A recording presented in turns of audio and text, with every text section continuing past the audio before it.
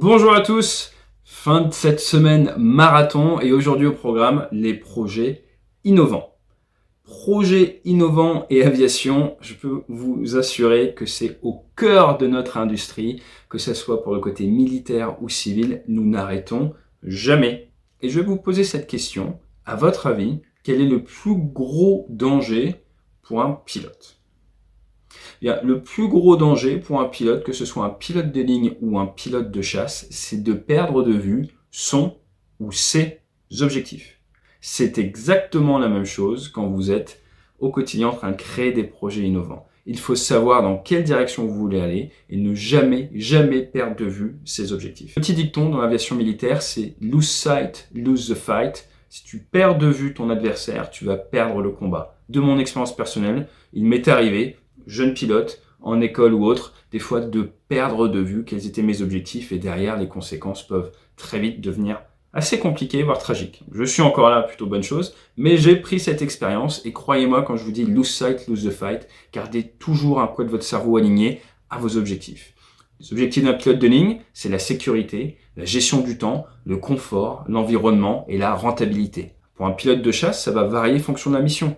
Ça va être souvent également la sécurité, mais lors de votre mission, lors de vos 6 heures au-dessus du territoire ennemi, vous pouvez peut-être initialement être catapulté pour appuyer des troupes au sol et au final, votre mission est annulée. On vous demande maintenant de délivrer du pétrole à un autre avion, mais là, il y a un drone qui se rapproche d'un porte-avions, donc il faut aller voir ce drone-là.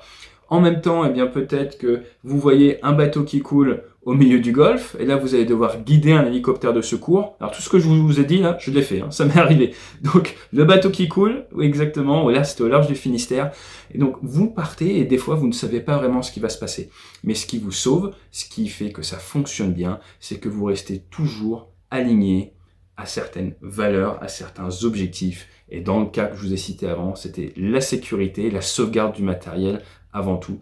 Ça peut très rapidement dégénérer si vous oubliez que hey, je suis censé ramener mon avion en toute sécurité avec assez de pétrole et mon équipe et vous êtes au-dessus d'un bateau qui coule, vous vous oubliez un petit peu, vous voulez à tout prix réussir votre projet innovant et vous perdez de vue la vision globale.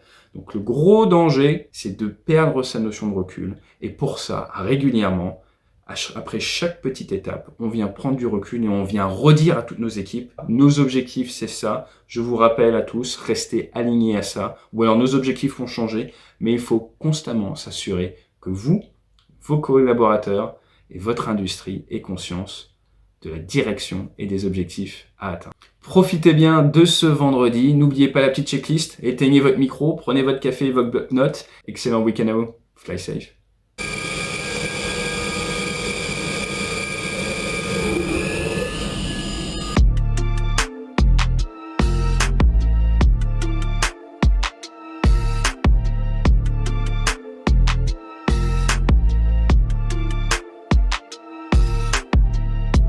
Bonjour à tous. Florian et moi, nous sommes ravis de vous accueillir pour cette dernière étape. Aujourd'hui, on va parler FinTech. On a parlé cette semaine de RPA, de Big Data, de comment prédire avec un algo le succès d'un recouvrement judiciaire. Hier, on a parlé d'Instant Payment. Aujourd'hui, on va parler de FinTech. Qui dit FinTech dit agilité. Donc, nous allons voir aujourd'hui 3 FinTech. La première, c'est Dimple. Elle s'appelait anciennement Moment. C'est une assurance à la facture contre le retard de paiement conçue pour les entreprises. Ensuite, Laurent de Neo va prendre la parole et va nous présenter sa plateforme, qui est une plateforme unique pour tous les services de trésorerie internationaux. C'est un espèce de guichet unique pour la gestion des risques de change des entreprises, le recouvrement et les paiements internationaux. Et enfin, Christophe de Hopis donnera le sourire, comme il dit, à notre trésorerie en alliant prévention, assurance et recouvrement, en nous présentant sa propre plateforme. À côté de ça, je suis persuadé qu'ils nous diront en quoi le Covid a pu peut-être réinventer ou comment leurs solutions ont pu faire preuve d'agilité pour faire face au Covid et à présenter des solutions pertinentes pour les credit managers. Donc, je vais laisser la main tout d'abord à Raphaël pour qu'il nous présente Moment, qui s'appelle maintenant Dimple. À toi, Raphaël. Bonjour à tous. J'ai été introduit. Déjà, merci de nous recevoir pour qu'on puisse présenter un peu nos solutions. Moi, je vais présenter, je pense, ce que nous, on a apporté sur le marché. Alors, je vais vous partager une présentation euh, et essayer d'inscrire ça dans un cadre un peu plus large. Est-ce que vous voyez bien la fenêtre? Alors, peut-être que je vais Oui, oui, faire. parfait, nous voyons ta fenêtre. OK, très bien. Donc, nous, effectivement, on propose une assurance, donc on est la première assurance contre le retard de paiement et les impayés. Alors l'enjeu, je pense que, bah, vous le connaissez tous, hein, puisque c'est votre métier et vous savez parfaitement que les retards de paiement, c'est une source, de tracas qui est importante, et qui peut parfois, bah, avoir des conséquences, assez graves sur la vie de l'entreprise, notamment des faillites. Et ce problème qui était déjà, très important, bah, avant la crise du covid, aujourd'hui, il a pris une dimension encore plus importante, dans la mesure où, bah, en fait, le covid a aggravé les situations de trésorerie et a fait que les entreprises qui avaient un matelas, bah, ce matelas a été réduit, d'autres qui se sont trouvées, encore plus en difficulté. Et effectivement, bah, il faut trouver des solutions très concrètes à ça. Et je pense que moi, je vais essayer de présenter en tout cas quelques solutions qu'on a référencées et d'essayer de montrer comment est-ce que nous, on peut s'insérer un peu dans ce type de solution. Donc, pour faire simple, voilà quelques solutions en tout cas qu'on a référencées. Alors, il y a, là, on a mis une timeline, d'accord? Cette timeline, en fait, elle indique, le fonctionnement des factures. Donc, il y a la date d'émission, la date d'échéance et puis une date on va dire, d'impayé qu'on a appelé défaut. Et on a classé 2 typologies de services avec indemnisation, sans indemnisation. Alors nous, ce qu'on comprend, du facteur traditionnel, c'est que, l'affacturage, en fait, a été conçu au départ pour financer les conditions de crédit. C'est-à-dire qu'en général, soit le facteur va, définancer après la date d'échéance, soit il va appliquer un taux qui va courir à partir de la date d'échéance. Et donc c'est pas un produit qui a été conçu spécifiquement pour le retard de paiement. Ensuite, bon, vous connaissez tous l'assurance crédit, qui est un service aussi très pertinent, qui permet de sécuriser, ces transactions, mais qui du coup protège les entreprises purement contre l'impayé et ne propose pas de solution, on va dire, sur le problème de trésorerie. Et nous, en fait, notre positionnement concrètement, c'est de s'occuper de tout ce qui se passe après la date d'échéance.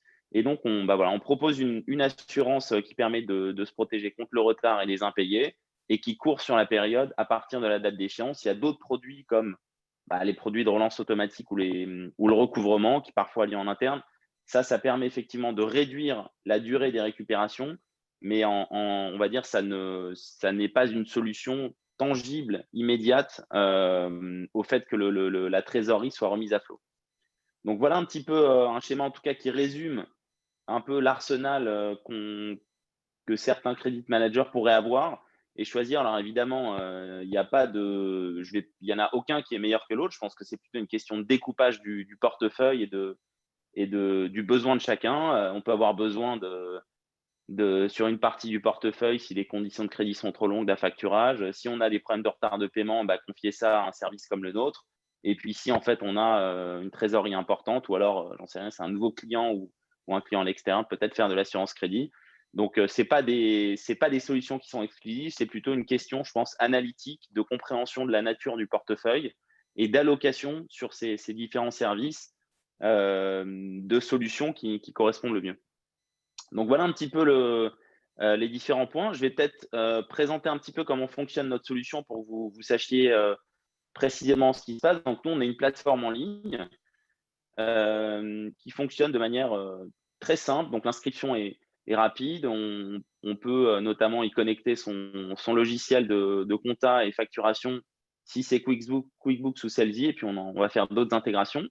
L'idée, elle est simple, c'est en fait, dès qu'une facture est émise, jusqu'à 10 jours avant la date d'échéance, on a la possibilité de l'assurer. Et une fois que la facture est assurée, bah voilà, quand la date d'échéance arrive, s'il y a eu un retard, il y a un bouton Payez-moi qui s'affiche, on clique dessus. Nous, on verse instantanément 90% de la somme, sous 48 heures, mais on va dire c'est le temps de traitement du paiement. Et après, donc, nous, on va s'occuper de faire les relances en plusieurs étapes. Et dès lors que le client final a payé, bah, vous récupérez les 10% restants. Et puis, si jamais il ne paye pas, il y a un impayé, bah, vous conservez les 90% qui ont été versés. Donc, c'est vraiment, bah, voilà, protection contre le retard de paiement et impayé de manière très, très simple et qui décharge aussi les entreprises de toute la partie relance. Parce qu'en réalité, nous, évidemment, on s'occupe de la relance, mais au moment où on relance, bah, vous avez déjà 90% de la somme sur le compte, donc ça vous crée, ça vous facilite, votre fonctionnement.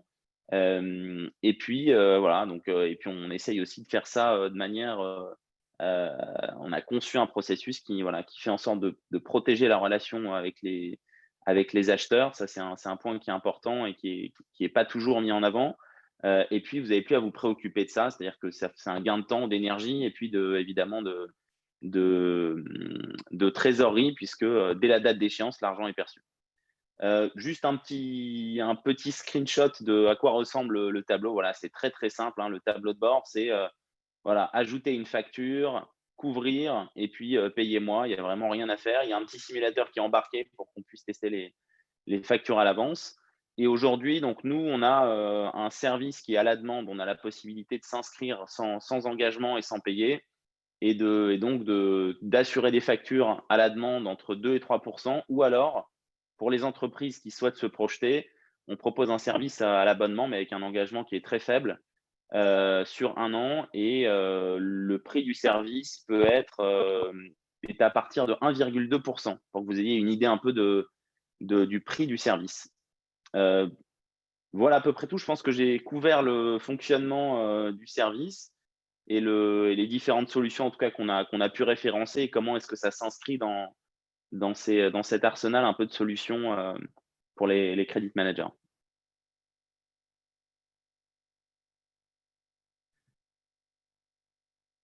Donc, en gros, c'est du financement de facture à la pièce et en temps réel, c'est ça, Raphaël? Alors c'est pas vrai. En fait, on est plutôt, nous, on n'est pas un produit de financement, comme peut l'être un découvert ou une solution d'affacturage. On est vraiment un produit d'assurance, hein. Donc ça va pas systématiquement arriver. Quelqu'un peut assurer une facture, finalement, il est payé à temps, il n'exercera pas le bénéfice du produit, hein. Donc on est vraiment plutôt un outil de gestion de risque, et c'est vraiment ça notre logique, hein, c'est de redonner la main aux entreprises sur la gestion du risque, du retard et des impayés. Et donc on leur donne un outil, très simple, à un prix hyper accessible pour se protéger contre ce risque-là, sans être dans une logique de financement. Parce que le problème de l'impayé ou du retard est vraiment un problème de risque et pas de en fait, on ne peut pas résoudre un problème de risque avec un produit de financement, quoi, en gros. Ou alors c'est prendre un marteau pour écraser une mouche, quoi. D'accord. Florian posait en chat la question de si le paiement de 90 s'appuyait sur le hors taxe ou le TTC. Alors, tous les montants concernent le hors taxe.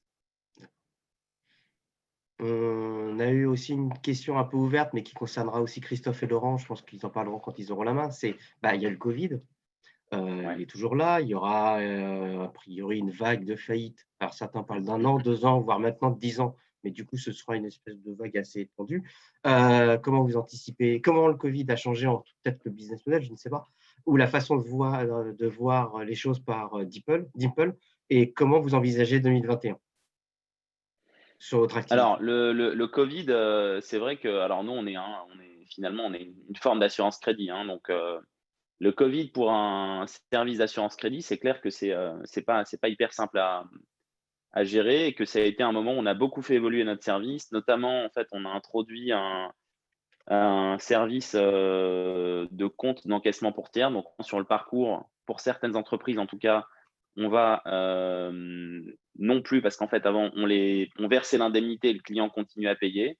Aujourd'hui, on va faire varier en tout cas les parcours. Donc on a essayé d'adapter, notre gestion du risque. On a dans un premier temps, au départ, restreint un peu la souscription pour comprendre, parce qu'en fait, c'était, très volatile et on s'est, concentré sur accompagner nos clients. On a sauvé quelques entreprises de la faillite, donc ça a été des moments aussi, où on s'est senti utile, c'était bien. Et aujourd'hui, on est, capable d'accompagner les entreprises, et d'essayer de faire la différence enfin, on est capable maintenant de dire: voilà, cette entreprise, on peut l'accompagner, elle a des difficultés, mais on peut l'accompagner parce elle va passer le cap, elle a juste besoin de soutien sur sa trésorerie. Et donc, tout ça, c'est, évidemment un travail, de fond sur, le scoring, l'éligibilité des factures, des clients et cetera. Donc c'était, une période qui était assez intense, mais aujourd'hui, voilà, on pense notre service qui était, essentiel pour certaines entreprises, aujourd'hui, je pense que la conscience du besoin de gestion de son poste client, elle est accrue et que maintenant les gens, voilà, ils s'y intéressent plus, ils savent qu'ils en ont besoin, ils explorent les différentes solutions. Et donc, nous, on est là pour proposer à toutes ces personnes, voilà, toutes ces entreprises, de les accompagner et de préserver autant que possible le tissu d'entreprise française, quoi, qui peut Mhm. se retrouver quand même en difficulté par les temps qui courent. Ok, Raphaël. Alors, on avait une autre question, mais on la posera lors du tour de table parce que vient le temps de Laurent. La question, c'était Moïse qui posait la question de savoir si tous les clients étaient couverts ou s'il y avait des clients non couverts. Mais on laissera Moïse la reposer tout à l'heure autour des questions-réponses. Et on va passer maintenant à Néo, GetNeo, Laurent, pour qu'il nous présente son Néo, tout simplement. Raphaël, si tu pouvais arrêter tout simplement ton partage d'écran de Oui, manière à tout ce que à Laurent fait. puisse prendre la main. Merci. J'y vais. Bonjour à tous. Attendez, Bonjour Raphaël, on t'entend parfaitement. Et on commence à voir ton Voilà. partage d'écran. Ça marche, merci. Ça y est, c'est bon? C'est tout bon. C'est tout bon. Bonjour Si à tu peux tous. le mettre en Donc, F5, on le verra en plus grand et ce sera parfait. je vais le mettre en énorme.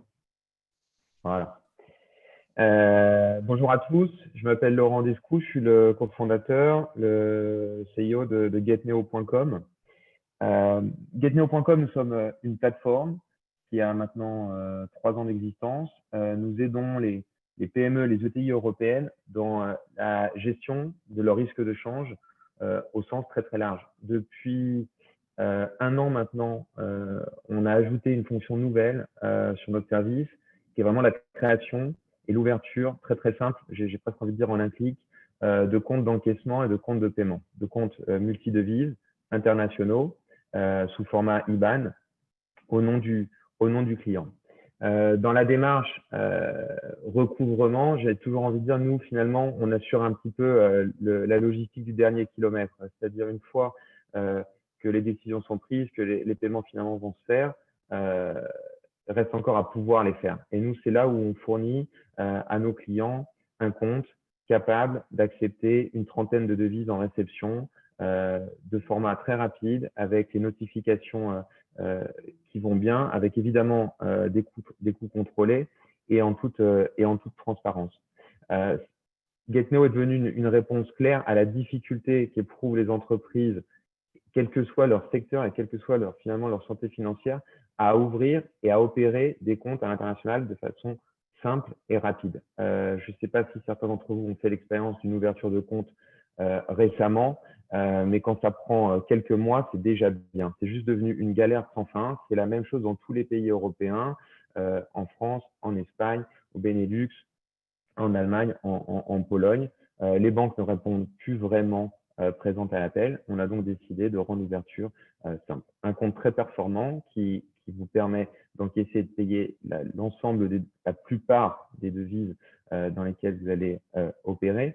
Et le tout sous un format, on y reviendra peut-être après, plateforme, qui permet de garantir la sécurité des flux, mais aussi la sécurité des informations qui circulent, et le fait de pouvoir travailler ensemble en sachant en permanence qui fait quoi sur la plateforme.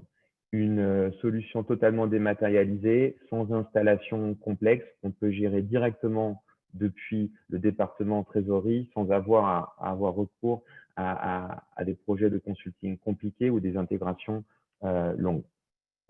Je voulais aussi, je pense que c'est important, on donnera un petit cas pratique de pourquoi l'encaissement et le paiement rapide peut aider considérablement à gagner des jours de trésorerie. Ça, c'est un exemple tiré d'un client qu'on aide maintenant depuis une année. Dans la bande du haut, on voit le processus de règlement un peu typique d'un client qui est amené à faire alors là, on est sur du paiement, mais sur l'encaissement, on pourrait prendre la même démarche, qui est amené à payer les fournisseurs à Singapour. Dans la bande du haut, on voit le processus. Donc, on a une phase préliminaire d'analyse du risque crédit, et ça, je crois que c'est ce qu'on a vu tout au long des tables rondes durant la semaine de l'innovation sur comment améliorer, automatiser, analyser mieux mon risque crédit. Et nous, on arrive sur ce dernier kilomètre. Finalement, le dernier kilomètre qui démarre à la décision de mise en paiement, au processus de l'opération de change, au paiement à la banque de mon fournisseur et à la prise de décision chez le fournisseur d'expédition des marchandises.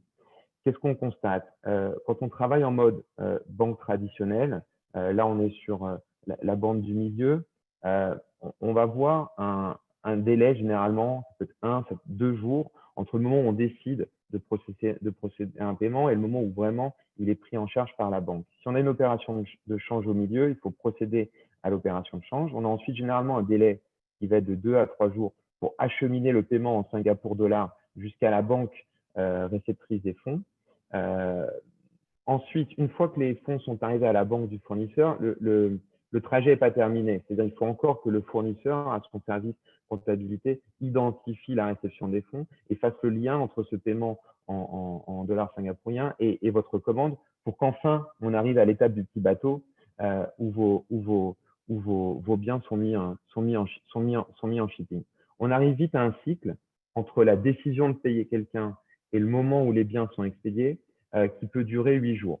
8 jours quand tout se passe bien. C'est-à-dire que si à l'étape paiement, le paiement pour X raisons est bloqué, est égaré, le montant a été réduit parce que des frais sont appliqués, la réconciliation à la réception ne se fait pas bien, ce cycle peut considérablement s'augmenter. Avec Neo, depuis la plateforme, on réduit ce cycle de 8 jours à 1, peut-être 2 jours. Pourquoi? Puisque finalement, la décision de mise en paiement se prend dès la plateforme. Un utilisateur peut décider de lancer le paiement. Ça peut être contrevalidé par un deuxième utilisateur en fonction du processus décisionnel de chaque entreprise. Mais tout ça se fait au même moment. Dès que la décision est prise, l'opération de change est faite depuis le compte et le paiement est ordonné. Grosso modo, dès la première journée, on arrive à l'étape 3. Il faut 1 jour pour que les fonds arrivent en banque à Singapour, encore que bien souvent à faire même la même journée, mais il faut disons 1 jour pour que les fonds arrivent là-bas en Singapour dollars, avec garantie totale d'un montant complet à la réception. Et on gère aussi de prévenir votre contrepartie, votre fournisseur, qu'il va être payé avec telle référence et pour qu'il puisse tout de suite identifier la réception des fonds auprès de sa banque et mettre, entre guillemets, les biens sur le bateau. Qu'est-ce qu'on obtient juste avec cette démarche d'agilisation du cycle de paiement? On réduit pour une simple commande, grosso modo, le cash immobilisé, on le réduit de 7 jours.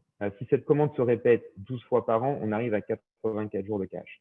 Si on est à 90% exportateur-importateur, ça représente des jours de cash colossaux.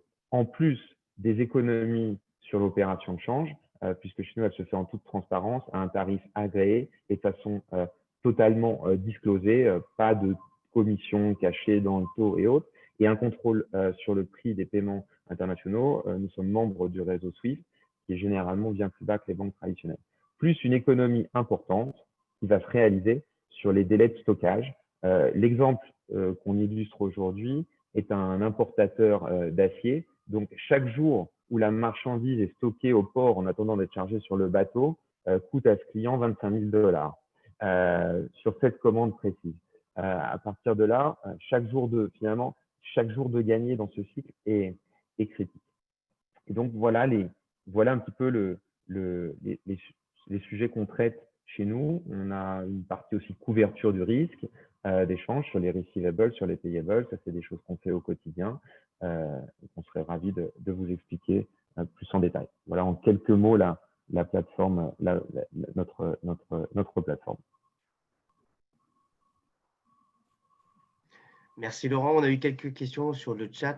Je pense que, à mon avis, vu c'était des questions générales, on en profitera dans le tour de table. Oui, tout à fait. Et puis ici, il y a des questions évidemment concernant Neo. J'invite nos amis Credit Managers à ceux qui sont dans l'auditoire à les poser directement dans le chat parce qu'automatiquement, tout à fait. Ce sujet concerne aussi les Credit Managers. Je vais moi personnellement passer la main à Florian et aussi à Christophe qui va nous présenter sa solution. Et Florian rebondira ensuite. À tout à l'heure. Merci Nicolas. Je te laisse la parole Oui. alors Christophe. Ouais, je vais nous partager présenter ta donc plateforme. voilà, je vais partager l'écran. Hop là, toc. Alors, que je fasse pas de bêtises. Le partage, il est là. Hop, partager. Et on va se mettre en plein écran pour que ça soit mieux pour tout le monde. Hop là. Hop, je me remets. Voilà. Donc effectivement, merci. Alors, j'ai l'honneur d'être le dernier intervenant de la semaine même. Donc une semaine riche, dense, beaucoup de choses particulièrement intéressantes. Et je vais essayer de finalement, avec cette présentation un peu plus large que de présenter Oupi, c'est d'essayer de faire un peu une synthèse finalement un peu de tout ce qu'on a vu, toutes ces innovations qui ont été présentées cette semaine avec le prisme des plateformes.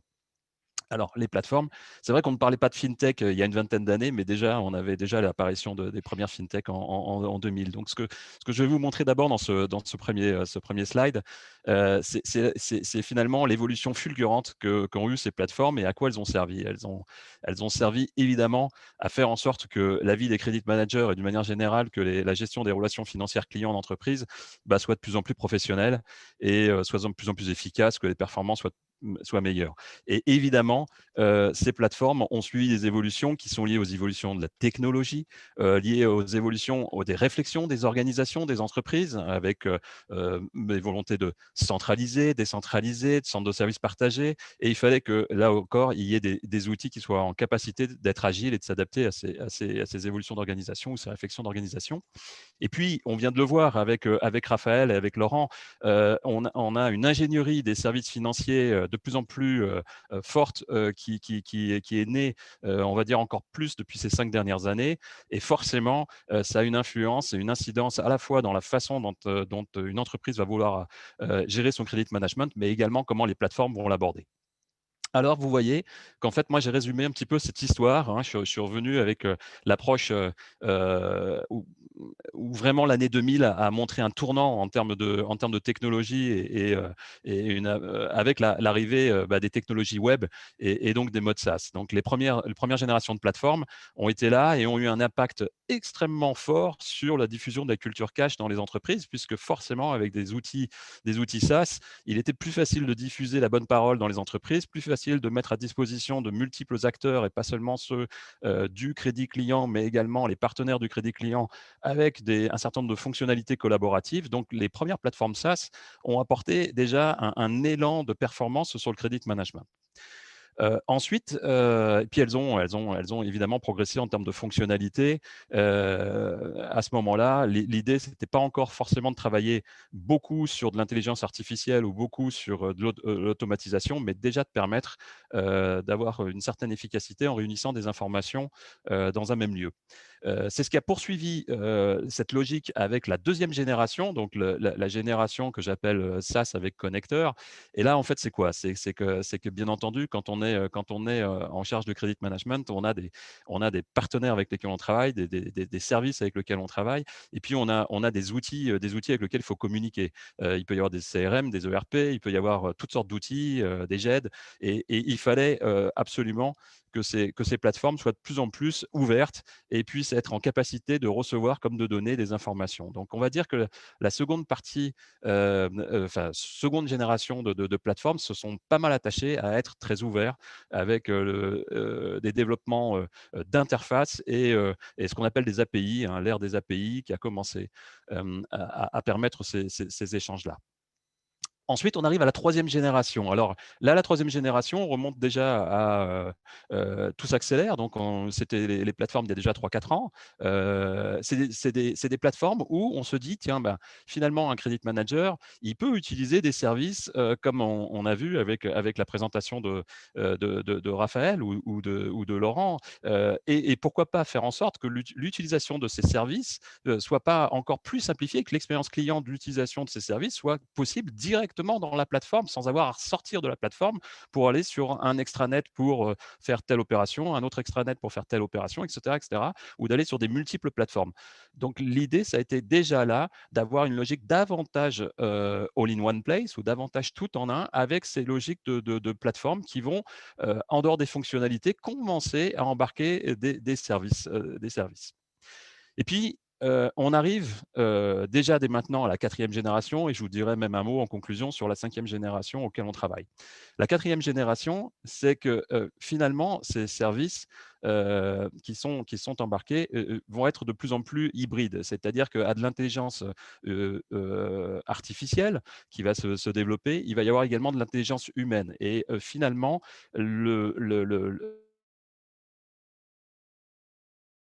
qui va à la fois faire des services qui vont être totalement digitalisés, mais également des services d'accompagnement, d'expertise et de partage d'expertise. Donc, c'est ce que je vais vous montrer maintenant avec justement ce que notre exemple à nous, notre concept Whoopies. Donc, qu'est-ce que fait cette plateforme Whoopies finalement? Elle rentre dans cette logique de tout en un, hein, de plateforme qui va permettre à l'ensemble des acteurs en charge de la relation client, donc de la fonction credit management dans l'entreprise, de s'y retrouver pour optimiser leur situation.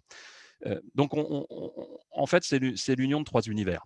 D'abord, l'univers que vous voyez à gauche, le Whoopi Service, c'est l'univers des services. En fait, il fallait, si on veut faire son travail correctement en termes de credit management, on sait qu'il faut s'informer, on sait qu'il peut être utile de se sécuriser, qu'il y aura fort à parier qu'il y ait des sujets de recouvrement, et puis, en fonction de sa situation de trésorerie, d'avoir envie de faire du financement. Donc, l'objectif pour une plateforme comme la nôtre a été de mettre à disposition toute une boîte à outils à disposition des équipes dans l'entreprise. Une boîte à outils évidemment conçue avec des partenaires de premier ordre, des partenaires qui peuvent être des sociétés d'assurance crédit, des sociétés de financement, des cabinets de recouvrement, des sociétés d'information. Donc l'idée, c'est de travailler avec elles sur des services particuliers, des services innovants, totalement digitalisés, qui vont pouvoir être souscrits, gérés, utilisés directement dans la plateforme et avec des innovations également en termes de business model, puisque la plupart du temps, ces services vont pouvoir être utilisés à ma guise et en pay-per-use, hein, paiement à l'utilisation.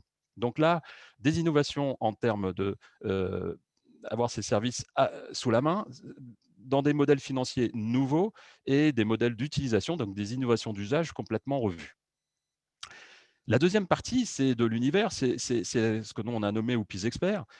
Là, c'est vraiment l'innovation la plus forte, c'est la tendance de cette quatrième génération et la prochaine, c'est embarqué, c'est ce qu'on a vu du big data au smart data, c'est le développement de l'intelligence artificielle. En fait, le but du jeu, c'est de plus en plus que ça soit l'outil qui vienne aider à la décision et qui vienne recommander même des décisions auprès de l'acteur. Il ne s'agit pas d'infantiliser, évidemment, ou de chercher à remplacer une fonction de credit manager par un robot, absolument pas, mais on est bien dans l'idée d'aider, de faciliter le travail, de faciliter la décision. Et par exemple, on travaille, nous, en partenariat avec des laboratoires de recherche publics, notamment, sur un moteur, Whoopi One, qui sortira tout début 2021 et qui est un moteur qui a pour ambition de raisonner un peu comme raisonne un credit manager, et donc à partir des data, des nombreuses data qui sont sur la plateforme, de pouvoir aider dans l'analyse et la décision crédit en recommandant des actions. Alors, ça peut être très, très opérationnel hein, par rapport aux informations qui vont circuler sur la plateforme. Il peut y avoir la recommandation de bloquer un compte, de négocier une condition de paiement, de revoir une limite de crédit. Enfin, il peut y avoir énormément de choses. L'idée, c'est de modéliser, et c'est évidemment un énorme chantier, un énorme boulot qui se fait sur plusieurs années, d'essayer de mettre dans ce moteur ou P1, avec un petit clin d'œil à Star Wars, bien entendu, vous l'avez compris, avec cette logique-là. Et puis, si on veut être complet, et un modèle également de credit management très anglo-saxon, c'est la notion de communautaire, c'est la notion de benchmark, c'est la notion de partage d'expérience, de retour d'expérience et d'échange. On l'a peu développé en Europe, alors que c'est extrêmement présent quand on est en North America sur ces sujets-là. Donc, l'idée, c'était aussi de pouvoir apporter cette dimension. Cette dimension, ça veut dire quoi? Ça veut dire, alors on l'a vu dans la presse, des fois on parle en disant le West du credit management ou Coyote, etc. L'idée, c'est que des différents utilisateurs de la plateforme, différents fournisseurs puissent entrer en contact, s'échanger des informations, se benchmarker pour pouvoir, sur des centres d'intérêt qui peuvent être des clients ou des centres d'intérêt plus généraux, comme par exemple, je suis un credit manager, je vais devoir me développer sur l'Italie, je connais moins et je vais être intéressé de pouvoir échanger également avec le partage d'expérience avec d'autres credit managers qui peuvent être concernés par l'Italie ou simplement sur un client commun, etc.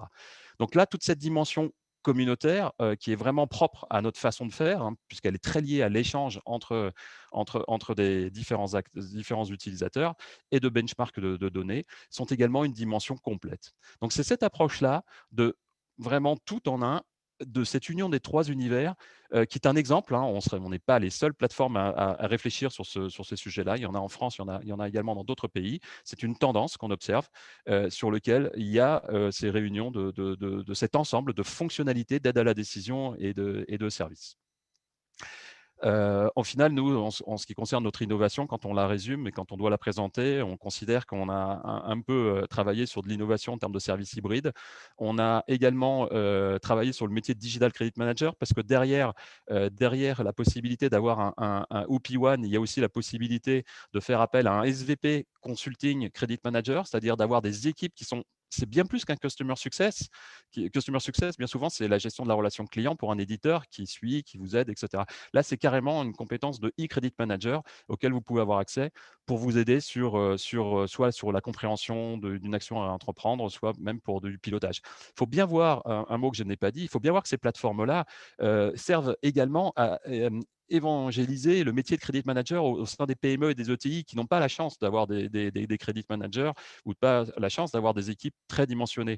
Donc, ce type de plateforme, bien entendu, peuvent trouver écho auprès de grandes entreprises et d'entreprises avec des équipes structurées, mais également, et vous l'avez compris, forcément auprès de PME qui, elles, souffrent de l'absence de compétences et seront contentes de pouvoir en bénéficier. Et un dernier mot pour conclure sur la 5e génération. Qu'est-ce que c'est que cette 5e génération? C'est une revue complète de l'interaction homme-machine. Aujourd'hui, on discute avec nos plateformes encore avec la souris et encore avec le clavier. On demande à Google quelle est la météo, on demande ceci, cela. C'est complètement envisageable et complètement transposable dans nos métiers. On pourra, et j'espère qu'on aura l'occasion de le présenter prochainement, la possibilité d'avoir une relation complètement orale avec finalement sa plateforme, son application, en lui demandant quelle est la situation sur ce client-là, pourquoi ma balance âgée a évolué comme ci, comme ça, et que finalement le moteur d'intelligence artificielle soit en capacité de vous aiguiller, de vous répondre et de vous faire gagner du temps, là encore, pour que la plus forte valeur ajoutée que va avoir le credit manager va être sur sa prise de décision et que ça puisse être là-dessus sur lequel il se concentre. Voilà, merci et c'était ce que je voulais vous dire aujourd'hui. Merci beaucoup. Merci Christophe, merci Laurent, merci Raphaël. On a pas mal de questions dans le chat. Je ne sais pas vraiment par où commencer. Si j'aborde les dernières questions, puis je vais revenir après plutôt sur les questions d'ordre général, on a surtout des questions sur la plateforme, parce que vous avez chacun une plateforme, vous les utilisez. Est-ce qu'aujourd'hui les plateformes sont en gros accélèrent, vont pouvoir aider les credit managers à prendre des décisions plus rapides? Donc on a cette première question et je vais savoir, est-ce que les plateformes aussi, est-ce que c'est la réponse à tous les besoins? Est-ce qu'aujourd'hui, dans les entreprises d'aujourd'hui, il y a des logiciels qui sont en dur, on est équipé en dur dans nos entreprises. Est-ce qu'il faut absolument passer par une plateforme? Est-ce que c'est la transformation de demain? Et si je dois parler à mon collègue et si je dois lui donner un conseil et lui dire qu'il faut se transformer, quel conseil vous pourriez donner? J'ai posé plein de questions, je suis désolé. Tu sais que c'était difficile de rester concentré sur la présentation parce que quand on voit toutes les questions qui sont posées et la pertinence des questions et l'intérêt, on pouvait avoir envie d'y répondre. Mais je ne vais pas commencer par répondre, je vais laisser Raphaël ou Laurent s'ils le souhaitent. Moi, je veux bien prendre la balle au bon sur est-ce que c'est obligé de passer à une plateforme. Rien n'est obligé, mais j'ai envie de dire quand on voit les solutions, nous en tout cas plutôt côté gestion de trésorerie, mais quand on voit les solutions traditionnelles, qui sont les solutions technologiques implémentées depuis 10 ans maintenant, qui sont installées sur serveur, qui ne sont pas encore sur cloud, qui mettent 18 mois à être implémentées, qui nécessitent des projets en interne longs et lourds à mener, c'est absolument plus une réponse à comment les entreprises marchent aujourd'hui. Aujourd'hui, la réalité des entreprises, elle va pas être la même dans 6 mois. C'est juste il y a une seule chose qu'on sait, c'est que dans 6 mois, on sera pas comme on est aujourd'hui. Et je crois que le Covid l'a démontré, mais bien au-delà de ça, quand on voit la fréquence des crises, le nombre de chocs externes qui impactent la réalité des entreprises, je crois que designer un système dont rien que la gestion en interne du projet va mettre 18-24 mois, des frais de consulting énormes, c'est l'assurance que dans 18-24 mois, finalement, il faut tout refaire. Donc nous, on est convaincus que ce qu'on appelle une plateforme, c'est un endroit dans lequel chacun des membres de l'organisation peut se loguer, peut y avoir tout son historique d'opération, toutes ses informations, évidemment avec les rôles et permissions qui collent bien à l'arrêté d'entreprise, qui sont accessibles depuis le portable, depuis le desktop, depuis la tablette. Ça nous paraît totalement évident. Nous, dans les paiements, quand je vois le nombre de clients qui doivent faire un paiement rapide, et je crois qu'on en parlait avec toi l'autre jour, le nombre de gens qui se loguent depuis un Wi-Fi public pour ordonner un paiement à la va-vite pendant qu'ils attendent leur avion, avec le risque d'erreur, avec les risques d'insécurité qui se traduisent, je crois que ça, c'est plus possible de travailler comme ça. Et donc, la plateforme, c'est clairement une réponse à cela. C'est un moyen de s'assurer que toute l'information est stockée, que tout peut s'y faire, que la traçabilité des actions y est assurée. Et en ça, ça devient un vrai lieu de travail, une vraie façon de travailler. Et je crois que ça s'applique. Nous, on le voit clairement dans la banque en ligne. J'ai aucun doute que dans la gestion des créances, la gestion des lettres de crédit, enfin, tout ce qui implique une gestion documentaire, il n'y a aucun doute que travailler sur des fichiers qui sont stockés dans les ordinateurs avec des copies PDF qu'on s'envoie par email, avec des chaînes de mails que plus personne ne lit. Et bien souvent, il y a même des gens qu'on ne connaît pas, mais on ne s'est pas rendu compte qu'ils ont été ajoutés dans l'échange de chaînes. Et pendant ce temps-là, il y a de l'information confidentielle qui circule. C'est plus possible. Là, le phishing d'email est devenu le risque principal pour toutes les entreprises. Quand on parle d'attaques au CIO, fraude et autres, tout démarre par des emails dans lesquels circulent beaucoup de choses et qui tombent entre de mauvaises mains. Et la plateforme, c'est une réponse à ça. Maintenant, c'est pas forcément la panacée, c'est-à-dire il y a quand même des questions à se poser autour de l'usage de plateforme. Est-ce qu'on est tous prêts à travailler sous un mode plateforme? Est-ce que on risque pas de vivre une démultiplication des plateformes? Enfin, j'ai une plateforme pour ma comptabilité, puis une plateforme pour mon risque de crédit, puis une plateforme pour mes... Et au final, on substitue un écosystème compliqué par un autre écosystème compliqué. Là où les plateformes modernes deviennent intéressantes, c'est qu'elles commencent à toutes pouvoir s'interconnecter. Et ça, c'est quand on parle d'API, finalement, c'est ça dont on parle. C'est la capacité de brancher ma plateforme totalement ou partiellement à mes autres plateformes pour qu'on puisse en fait avoir des workflows, des chaînes de décision qui soient gérables. Donc pour nous, travailler en mode plateforme, c'est juste c'est entre guillemets un no-brainer, c'est une évidence. Toutes les plateformes ne sont pas forcément bonnes, chacun doit avoir midi à sa porte, mais je pense qu'il n'y a juste pas de retour en arrière sur cette transformation. Et merci. Est-ce que l'un de vous deux, Raphaël ou Christophe, veut rebondir? Ouais, je vais dire juste un petit mot, mais très très court, hein. Moi, je pense que l'essentiel de la plateformisation, c'est déjà la possibilité de collaborer de manière beaucoup plus simple. Et puis, ça apporte en fait l'agilité, c'est-à-dire qu'on ne doit pas rentrer dans une logique de dimensionnement qui après est rigide, ne bouge plus, etc. Et c'est beaucoup plus, voilà, ça répond à la demande quand on n'est pas obligé de dire, bon, je dois acheter 15 serveurs et en fait, on en a besoin de 25 ou de 2, donc on n'est jamais au bon endroit.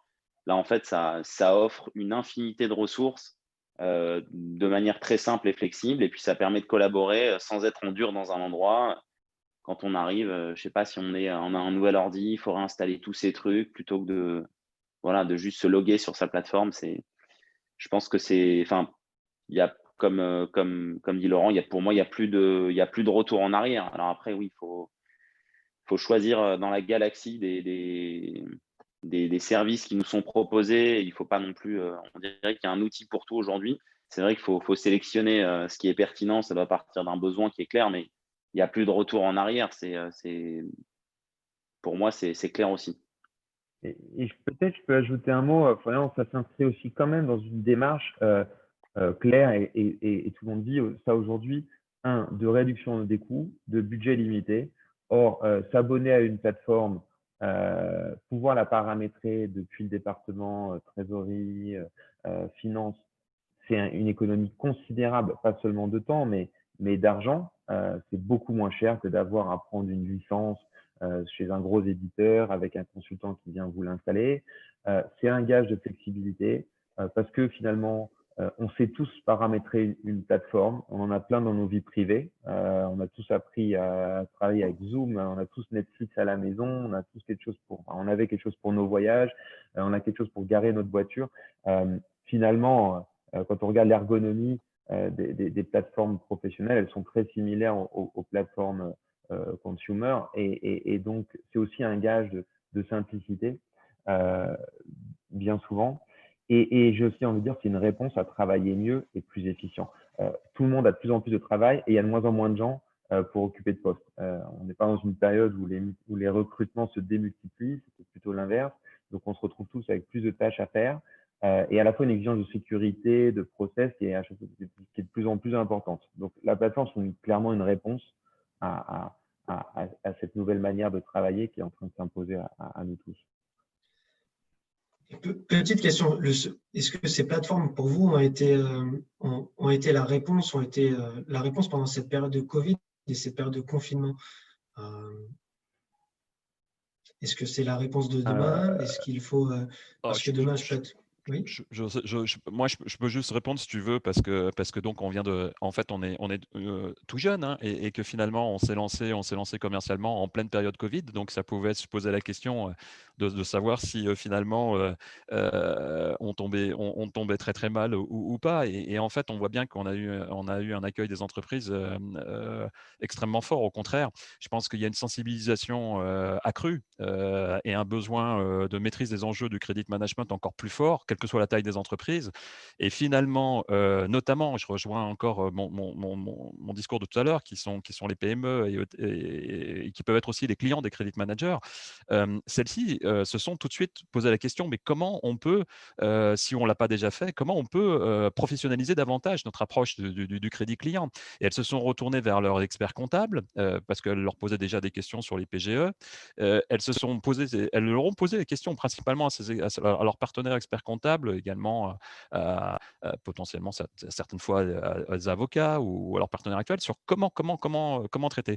Et à chaque fois qu'on a pu présenter soit aux entreprises, soit justement à des experts comptables notre plateforme, il y avait un accueil extrêmement fort qui disait oui, ça nous permet effectivement de pouvoir plus rapidement et très rapidement reprendre la main ou maîtriser correctement notre crédit client, là où leur équipement interne, qui vont être un logiciel, bien souvent un logiciel tel Sage ou Cegid, des choses comme ça, est plus compliqué pour prendre la maîtrise de ce sujet-là. Donc on va dire qu'on participe activement avec ces plateformes à permettre dans cette phase compliquée économique d'avoir des entreprises qui vont plus facilement gérer leur crédit client. Je rejoins tout à fait l'analyse de Christophe. Nous, on a lancé, donc on était actif sur les couvertures de change, mais on a lancé le compte, vraiment le compte l'IBAN, encaissement en paiement, on a lancé le compte Néo en mai cette année, donc en plein confinement. Aujourd'hui, on est en octobre, on a triplé notre base de clients. En fait, on s'est rendu compte que le fait de pouvoir ouvrir un compte international, donc qui n'est pas un produit facile à trouver déjà, le fait de pouvoir l'ouvrir de façon complètement en ligne, avec une plateforme pour l'opérer, on répondait aux besoins des clients de pouvoir réagir vite pour se doter d'outils nouveaux. Or, les banques, elles étaient aux abonnés absents. Là, prenez votre téléphone, appelez votre banque pour ouvrir un compte au mois de mai 2020. Franchement, bonne chance. Et ça, on l'a vu dans tous les pays. On a aussi vu des banques qui se désengagent de secteurs complets. Et ça, je pense que c'est que le début.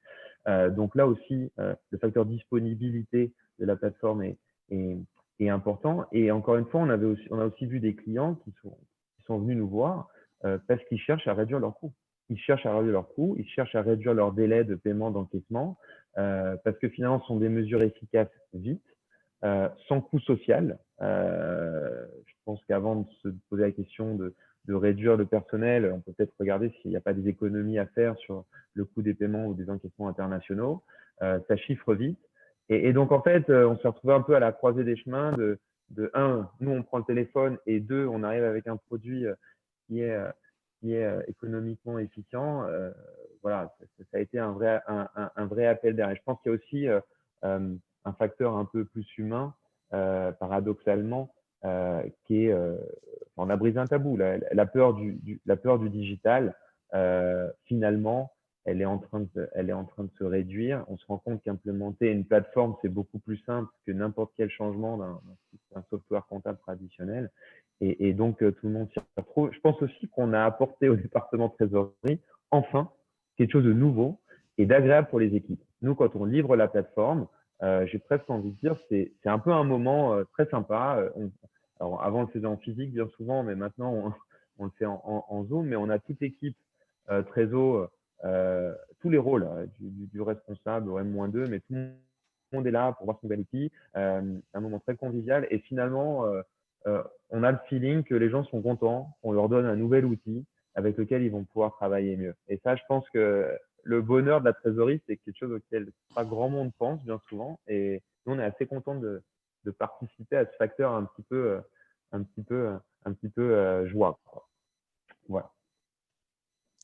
Comme on dit, Oui, be happy, get paid. Exactement. bien placé. J'ai une question dans le chat d'Olivier. Pensez-vous que la culture en France permet déjà des partages communautaires Ah, bonne ou question. bien y aura-t-il un frein à cette utilisation des réseaux dédiés? Oui, bah, si vous voulez, je vais y répondre comme j'ai évoqué le communautaire. Alors, sur le communautaire, déjà, si on fait, je suis désolé, je vais refaire encore le Wikicrédit, mais si je reprends un peu l'histoire du communautaire, finalement, hein, c'est né il y a très très longtemps, hein. Les premiers calculs de score payeur, notamment, et de score payeur communautaire, je crois que quand j'ai débuté ma carrière en 1991 au Credit Management du groupe Vica, à l'époque avec Jérôme Mandrillon, on travaillait avec Dun & Bradstreet déjà sur des logiques d'envoyer nos balances et que ces balances soient mutualisées et qu'il y ait des calculs de scoring. Et ça nous intéressait à ce moment-là de pouvoir comprendre comment les comportements de paiement étaient analysés chez d'autres fournisseurs que les nôtres. Donc le communautaire est très très ancien. Et tout en restant en 92, alors vous allez sourire, hein, parce que ça fait vraiment vieux combattant, mais à ce moment-là, il existait une société qui s'appelait CRL, et à ce moment-là, il existait encore le Minitel, et on avait créé également un partage d'échanges communautaires entre un groupe de fournisseurs qui s'échangeaient donc des informations sur les comportements de paiement par Minitel dans une base d'échange commune. Donc, en fait, le concept est quand même extrêmement ancien. Alors, ce qui est nouveau et ce qui est vraiment intéressant aujourd'hui, c'est que la technologie, évidemment, a progressé et nous permet des choses encore plus intéressantes. Donc, le partage communautaire devient plus intéressant.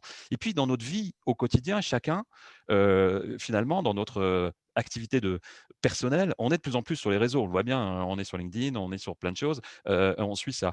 Donc, il y a un élan. Après, ce qu'il faut pour que le partage communautaire soit accepté, soit admis, c'est qu'il y ait des règles juridiques, des règles de respect, de confidentialité, des règles où on ne triche pas sur le fait de quel usage on va faire des datas, etc., qu'il y ait une côté volontariste de l'entreprise qui va accepter d'être dans le communautaire. Et je pense que c'est ça qui va être important. En tout cas, c'est comme ça qu'on sait y répondre sur ces précautions d'usage. Donc, s'il y a ces précautions d'usage, je pense qu'au contraire, on l'a vu, nous, dans le sondage qu'on avait fait en créant notre activité auprès du marché pour savoir si ce type de fonctionnalité était très attendu. Et on a eu un taux extrêmement élevé de réponses intéressantes, hein. Imaginez, c'est une possibilité aussi pour des credit managers qui seraient du même secteur d'activité de pouvoir échanger également dans un cadre d'un groupe privé des informations. On est en capacité d'organiser ça. On a une remarque sur le quid de la RGPD et de la compagnie sur le Justement, oui. partage d'infos. Oui, bah, Bon, c'est normal. C'est normal. Et puis, on l'a régulièrement. Bon, tout ce que l'on a fait, notamment, a été travaillé à la fois avec EY et KPMG, qui sont nos deux cabinets d'avocats spécialisés en propriété intellectuelle avec lesquels on travaille et qui ont tout construit sur la partie juridique de notre plateforme de A à Z, donc les conditions générales de vente, d'usage et toutes ces questions-là. Donc, bien entendu, on est totalement vigilant les aspects et en respect de tout ce qui va être compliance ou RGPD. Encore une fois, parce que la confidentialité va être respectée, parce que l'anonymation va être de règle et parce que le fait de dénommer potentiellement des informations ou de se dénommer dans le cadre d'une mise en relation va être sur une base de volontariat à la fois de celui qui invite et de celui qui reçoit l'invitation. Donc, mais là, ça peut paraître très conceptuel. En faisant une démo, j'aurais plus de facilité à montrer comment ça fonctionne. Voilà. Mais on est très vigilant sur ces sujets-là, bien entendu, et totalement en phase avec RGPD Compliance. J'ai une question. Excusez-moi, je remonte le chat. Il y a beaucoup de questions et de remarques. N'hésitez pas à nous les envoyer, que ce soit à Mathieu ou à moi-même. Est-on obligé de créer une plateforme, les plus, les moins, les avantages, les inconvénients? La plateforme pose un problème le jour où un collaborateur rejoint l'équipe. Est-ce que j'ai accès rapidement au profil, à la création? Est-ce qu'il y a une piste d'audit fiable?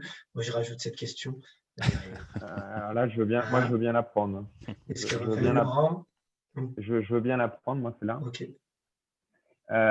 Nous, clairement, par exemple, on a pensé Néo comme une réponse à ces questions. C'est-à-dire, on s'est dit comment ça marche dans le monde d'avant. Dans le monde d'avant, quand un nouveau collaborateur arrive, bien souvent, moi je l'ai vu énormément de fois, il est pas set-up dans la banque 1, dans la banque 2, il reprend les codes de celui qui part. C'est comme ça qu'on voit bien souvent Joséphine qui toujours se log avec le prénom de Jean-Michel, en fait.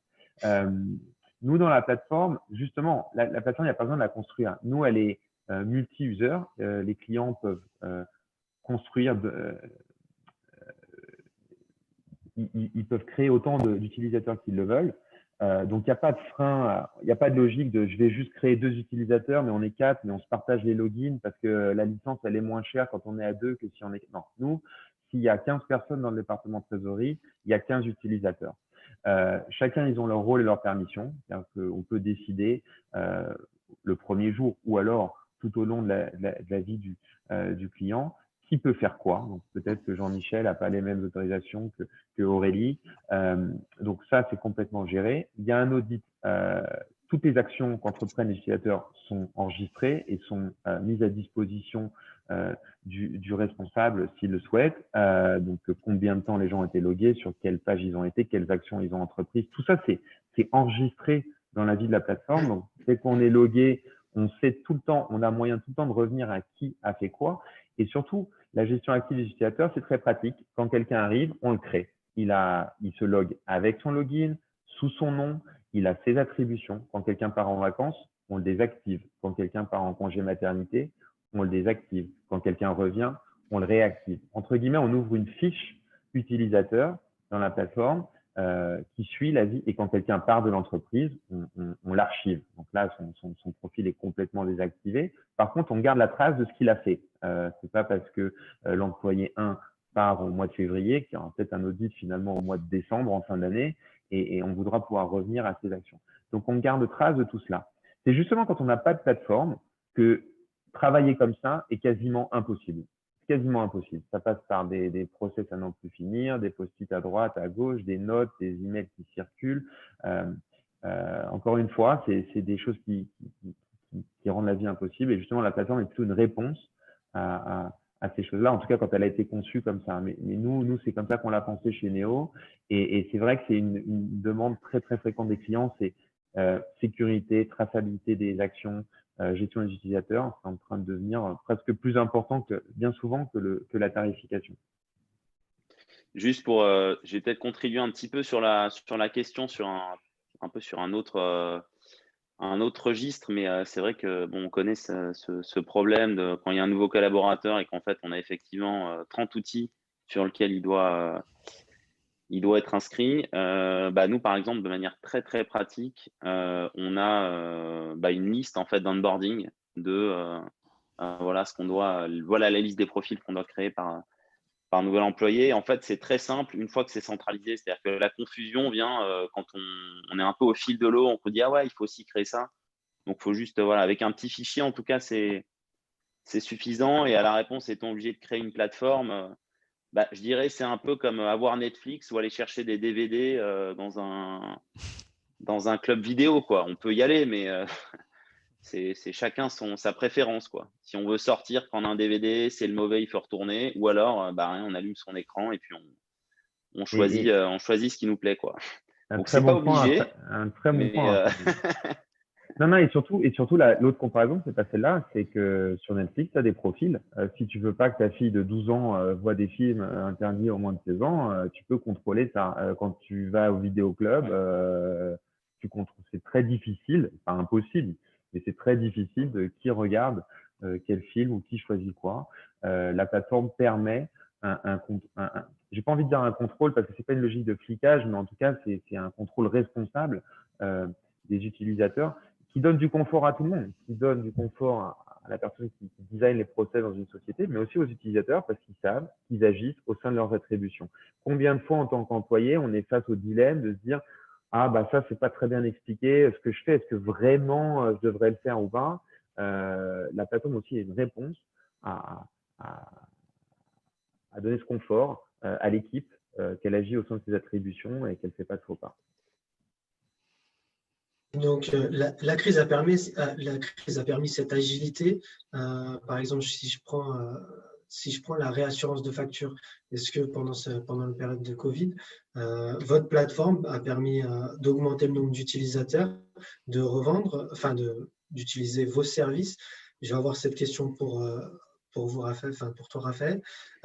Ouais, alors, Ouais, dis-moi. ouais, en fait, c'est très simple, hein, c'est-à-dire que sur pas mal en tout cas sur d'autres services d'acteurs plus traditionnels, en fait, il faut faire des rendez-vous avec un sales, se pointer en agence, etc. C'est des choses qui sont, enfin, dans le contexte actuel, qui sont pas du tout adaptées et qui correspondent pas.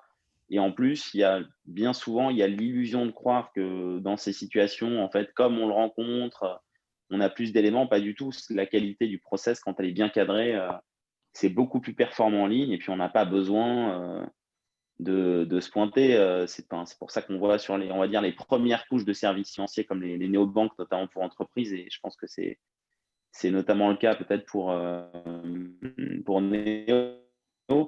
En fait, on peut ouvrir un compte en 5 minutes en ligne plutôt que de prendre un rendez-vous avec quelqu'un qui ne me répond pas, puis qui nous annule, puis on dit bah, c'est loin et j'en sais rien, on n'arrive pas à se garer, on a raté le rendez-vous pour revenir la semaine d'après. En fait, ça apporte vraiment rien, quoi. Donc, nous, en tout cas, pendant la crise, ça a permis à des gens ça a forcé un peu l'adoption de ce type de service chez des gens qui potentiellement avaient plutôt envie de continuer à opérer de manière traditionnelle. Et oui, on a eu pas mal de demandes pendant la crise et les gens se sont plus penchés aussi sur ce type de solution qui permettent une utilisation très simple, tout en ligne et pas des piles de contrats papier, des rendez-vous en physique en agence.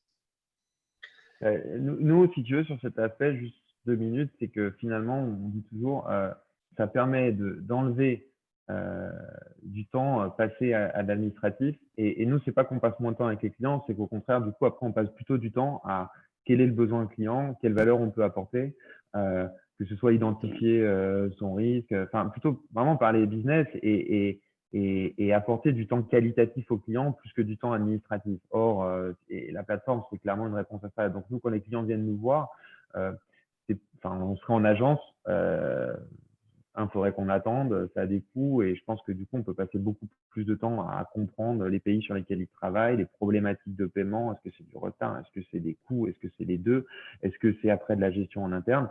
Et après, on ne perd pas du tout de temps sur les aspects administratifs. Comme tout, hein, rien n'est parfait et toutes les fintechs elles sont peut-être un peu différentes, mais clairement, il y a une réallocation du temps client sur les aspects constructifs plutôt que sur les aspects administratifs. Juste Florian, si y a possibilité de rajouter 30 secondes J'allais encore. te poser la question. J'allais te demander si tu voulais bien intervenir. Sur le sujet de l'assurance crédit, on a vu qu'effectivement notre approche c'est d'avoir dans la plateforme une boîte à outils et le sujet sécurisation, donc assurance crédit est un sujet. Vous avez vu avec la présentation de Raphaël Dimple une granularité d'assurance totalement digitalisée qui qui est pertinente pour un grand nombre d'entreprises et de situations, qui est au niveau de la facture. Après, il peut y avoir des granularités pour d'autres entreprises où ça va être plutôt du profil des polices, on va dire, plus globalisant un peu davantage. Donc, soit du multi-buyer, soit du K-buyer, soit, hein, pour reprendre des terminologies utilisées par les assureurs. Mais là encore, les produits ont énormément évolué, énormément digitalisé. Et en tout cas, tous ceux qu'on embarque sur la plateforme sont totalement digitalisés. Donc, il est possible, à la fois pour une entreprise qui a besoin de s'assurer parce qu'elle a un programme de titrerie derrière ou parce que il y a une approche vraiment, vraiment importante du portefeuille, de totalement digitaliser la gestion de sa police sur la plateforme. De même, donc, en souscrivant même la police au travers d'une démarche d'onboarding sur la plateforme, et à des granularités où je vais avoir simplement 3, 5, 10 clients à vouloir assurer ou seulement à ce qu'on appelle à la facture. Donc là aussi, il y a vraiment, et cet exemple sur l'assurance crédit, on peut le démultiplier sur tous les autres périmètres de métier. Il y a une très très forte ingénierie qui est faite à la fois en partenariat entre les plateformes et les providers de services. C'est-à-dire que c'est aussi quelque chose qu'on n'a pas souligné, c'est qu'en fait, les plateformes ne travaillent pas toutes seules. Les plateformes travaillent également avec l'écosystème et elles réfléchissent, elles font leur R&D, elles participent, elles échangent en termes de R&D. Nous, on travaille en R&D avec certains assureurs crédits de manière extrêmement proche pour effectivement faire avancer des produits. Merci Christophe. On a une question qui vient d'arriver, c'est les plateformes actuelles sont interconnectées. Quelles sont les interconnexions entre les trois solutions présentées aujourd'hui? C'est vrai qu'avec Nicolas et Romain, quand on a voulu construire cette table ronde, mais on a voulu que vous soyez aussi complémentaires. Donc la question elle tombe très très bien. Je vous laisse. En fait, peut-être je vais laisser après, mais en fait, vous avez compris, la plateforme Whoopis, c'est un peu un agrégateur. C'est-à-dire que c'est le moyen, pour être un peu tout en un, d'avoir l'ensemble des solutions. Et donc, une entreprise, par exemple, sur l'approche Whoopis, on n'a pas encore eu le temps de travailler parce qu'on est très jeune, mais on a déjà échangé avec Raphaël, on a des workshops qui sont organisés et on a prévu avec Romain et Laurent également d'avancer. Mais ces solutions-là ont totalement leur place, par exemple, sur la plateforme Whoopis et d'être mises en avant sur la plateforme Whoopis pour des entreprises qui vont avoir envie d'avoir des réponses données par ces solutions. Donc là, c'est notre approche, nous, plus facile pour répondre parce qu'on est en agrégateur. Okay. Nous chez Néo là-dessus, il y a vraiment, c'est un vrai sujet, c'est-à-dire en tant qu'entrepreneur fintech, on se rencontre très régulièrement, on a toujours envie finalement on se complète, bien souvent on se complète, donc on a envie de se dire tiens, je vais mettre ma solution chez toi et toi chez moi et on crée un peu cet effet, on améliore notre offre et on rend la vie plus facile aux clients. Maintenant, c'est pas que c'est techniquement difficile, c'est bien souvent une question d'alignement des planètes. La plupart des fintechs, elles ont au mieux 7-8 ans.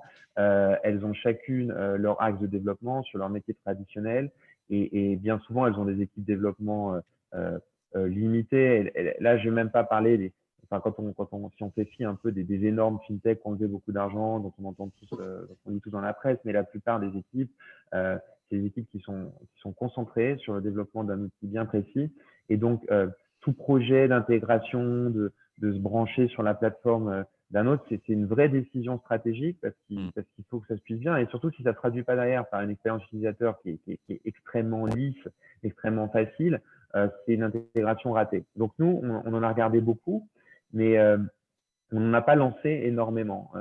C'est vraiment, et je pense que tout le monde se regarde un peu encore dans cette phase de voir avec qui on pourrait faire quelque chose ou pas. Maintenant, cela étant dit, il y en a qui commencent vraiment à se faire. Enfin, c'est vraiment quelque chose qui est en train de se créer. Et là-dessus, je crois que l'approche de Christophe, là pour le coup, de place de marché, où c'est pas tant on s'intègre tous avec les autres, mais en tout cas, on est tous réunis au sein d'un espace commun. Ça, c'est très intéressant parce que pour nous, ça nous fait, c'est moins de risques. On est dans un écosystème où le client va pouvoir trouver sa solution de paiement à côté de sa solution de facturage. Enfin, ça devient vraiment très intéressant. Donc ça c'est en train d'émerger. Je pense que là-dessus, à l'audience, je dis toujours, soyez pas trop impatients. On n'est pas non plus des magiciens. Enfin, une intégration, il y a des questions de sécurité, il y a des questions de délai. Il faut qu'on marche tous bien ensemble. Enfin, c'est comme faire travailler deux équipes de deux entreprises différentes. Enfin, c'est exactement ça. Donc, c'est pas forcément toujours facile.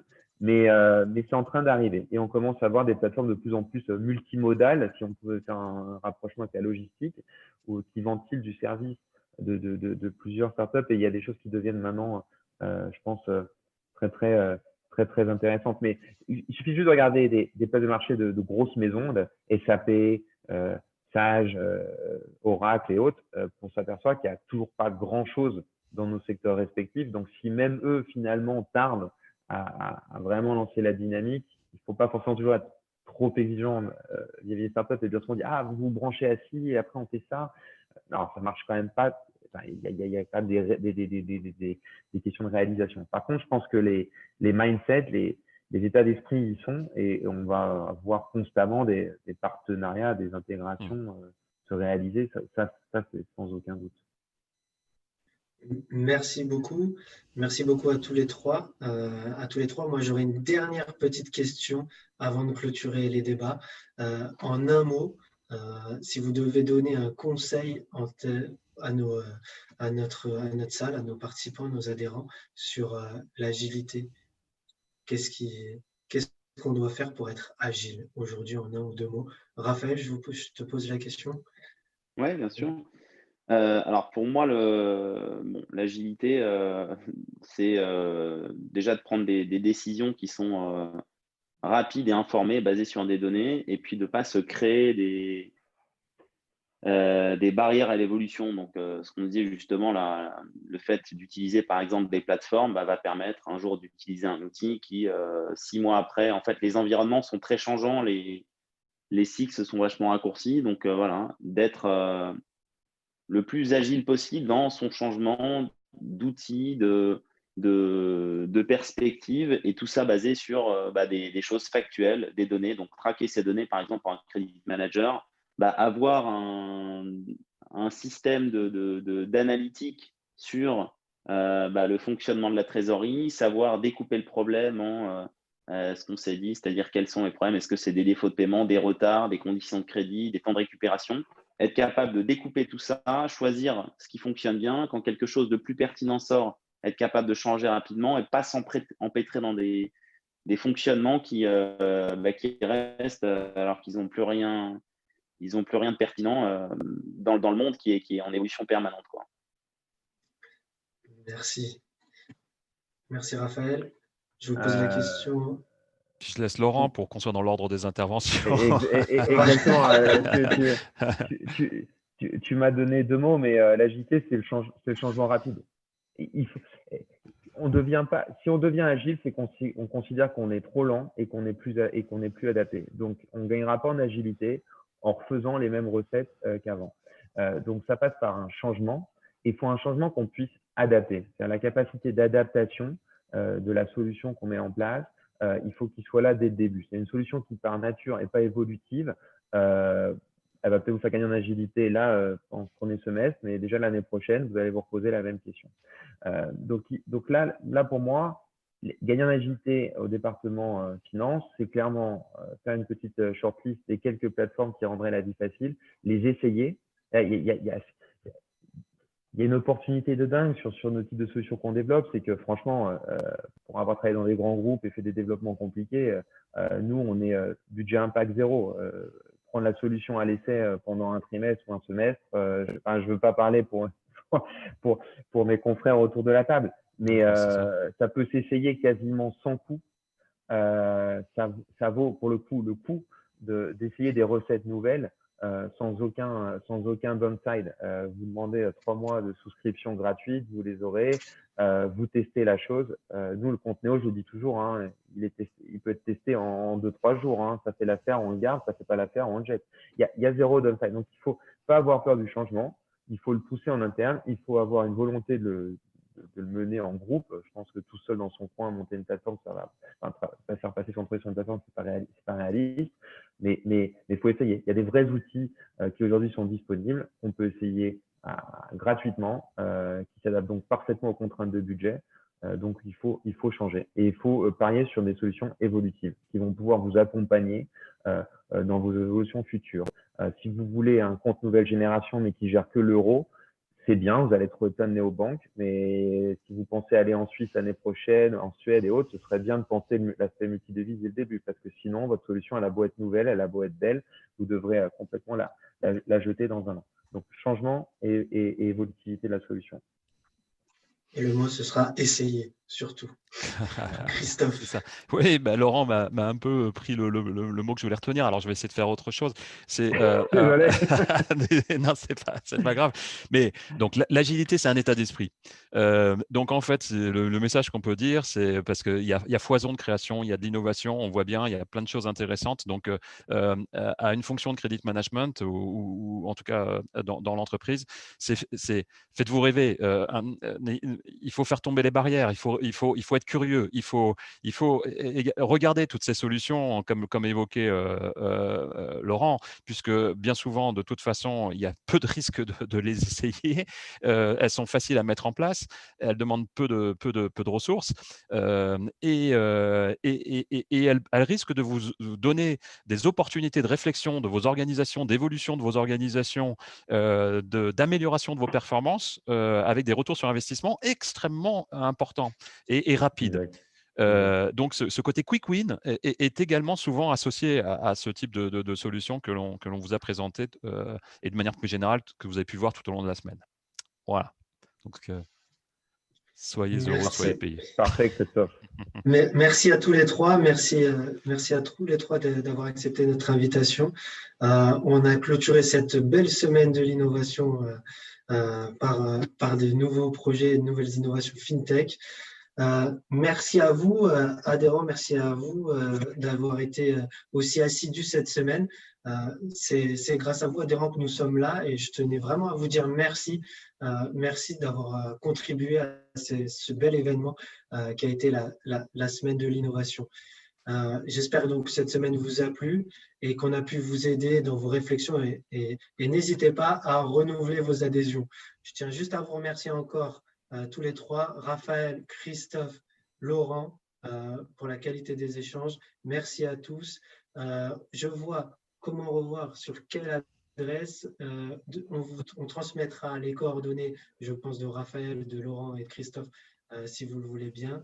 Et je vous dis à bientôt et merci encore.